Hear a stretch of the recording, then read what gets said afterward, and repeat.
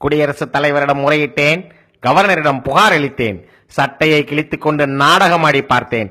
திருச்சியிலே வயிறு முட்ட தின்றுவிட்டு உண்ணாவிரத நாடகத்தை அரங்கேற்றினேன். நாட்டிலே OPS, EPS என்று யாருக்கெல்லாமோ முதல்வராகும் வாய்ப்பு கிடைக்கிறது. நடந்தேன், ஓடினேன், சைக்கிள், ஆட்டோ, பஸ், லாரி என்று ஒன்று விடாமல் ஏறி ஊர் சுற்றினேன். டீ கடையில் டீ சாப்பிட்டேன், ஓட்டலில் இட்லி சாப்பிட்டேன். ஏன் கார்ப்பரேஷன் கக்கூசை கூட விட்டு வைக்கவில்லை. கிழவியை கட்டிப்பிடித்தேன், குமரிகளை பார்த்து கண் சிமிட்டினேன்.